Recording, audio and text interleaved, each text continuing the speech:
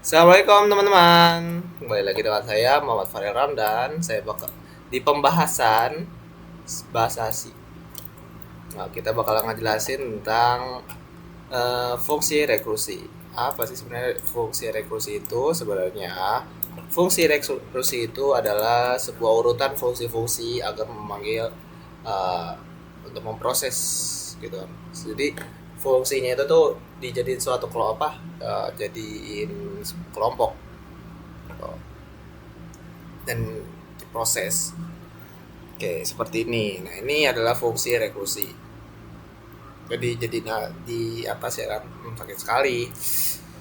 Oke, integer. Nah, di contoh soal hanya untuk dibuatkan 30, 60, 120. Kenapa? Jadi ini tuh di sini sebuah inputnya dan ini prosesnya. Nah, tapi di sini bisa dijadiin proses ketika ingin menghitung sebuah total rekursi. Mana? Ini nih. Ini bisa dijadiin sebuah rekursi. Sekarang ntar aja dulu itu. Oke, proses A. Nah, ini tuh bisa dia dikelompokin lagi ya. Jadi kayak di sebuah panggil. Jadi itu sebuah penjelasannya mungkin analoginya kayak di sebuah perusahaan. Sebuah perusahaan untuk membuat teknologi dari C, karena kan khususnya kuatnya di C ini untuk membuat teknologi ya, sama seperti C++. Jadi itu fungsi-fungsi kayak gini untuk mempermudah. Jadi kalau semisal banyak banyak kodenya, jadi kan kita nggak perlu satu-satu untuk melihatnya. Walaupun sekarang makin canggih ya, kita harus tahu ada fungsi gitu kan. Dan fungsi tersebut bisa dijadikan kelompok dan kita bisa proses, bukan proses, apa sih namanya, ya proses, benar, bisa proses gitu kan. Kita bisa tambah kah atau kurang kah, atau dijadiin sebuah fungsi rekursif gitu kan, atau lain. Nah, seperti itu. Nah, A sama dengan proses A gitu. Jadi A nya itu untuk diinisiasi untuk proses A yang ini tuh. Nah, proses A nya ini, nah, variabel A itu tuh udah mengandung dari proses A. Oke, langsung aja ke soal nomor B. Oke, sama kita bakal menampilkan aja karena sama ya soalnya. Nah, 12, 5, 17, 14, 8 gitu.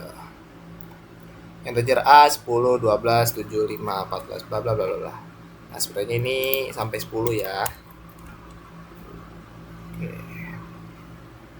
Sampai 10. Jadi ini ditambahin semua. Jadi 12, 5. Oke.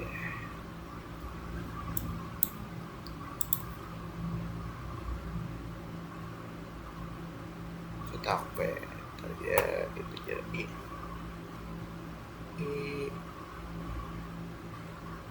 I-nya tambah 2.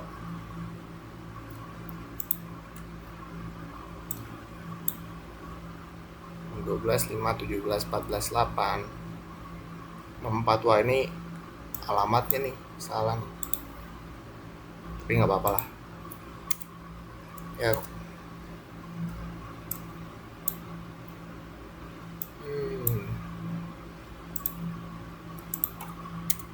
Kita mau alamatnya.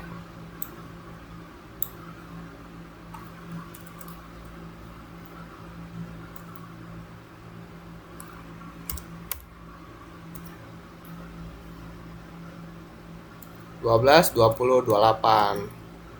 28 bla bla bla bla, seperti itu. Karena kan ditambah 2.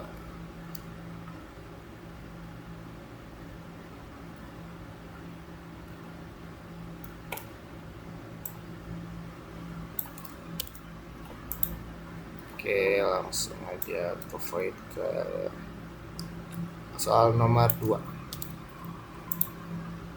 Nah, di fungsi itu sebenarnya bisa dimasukkan apa aja ya, kayak float atau apapun gitu, untuk menghitung rata-rata atau ya segala macam.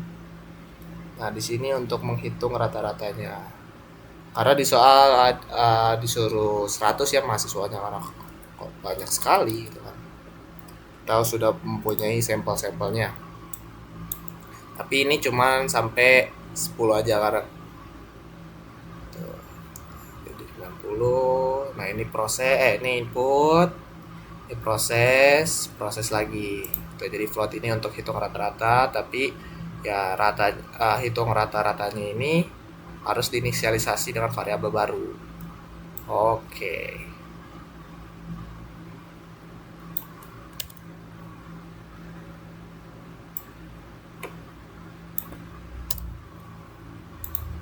Langsung aja nah, ini fungsi rekursif. Fungsi rekursif itu apa sih sebenarnya? Rekursif itu kan kita menambahkan 1 sampai 10 misal gitu kan. Nah, di sini nggak boleh yang kurang dari 10. Nah, di sini kita buat prosesnya di if gitu kan. Nah, di sini adalah apa namanya untuk membuat fungsi rekursifnya sendiri gitu. Nah, ini untuk 1 sampai 10-nya. Kalau misal n itu kurang dari 10, maka keluarkan n, totalnya bla bla bla gitu kan. Nah, ini juga oke, gas ya. Terus 11 jadi 66. Karena kan 1 sampai 1 ditambah sampai 11 itu hasilnya 66. Nah, kalau kita misal masukin 5, maka hasilnya juga 5, karena nggak boleh. Gitu. Nah, kita gini aja deh, nggak boleh lebih, nggak boleh angka harus lebih besar dari ini, friends. Oke, besar lebih ini. Kalau kayak gini jangan panik ya guys ya, ini bukan. Nah, 25 harus lebih besar dari ini, friends. Oke. Nah, mungkin sampai situ aja penjelasan kali ini. Wassalamualaikum warahmatullahi wabarakatuh.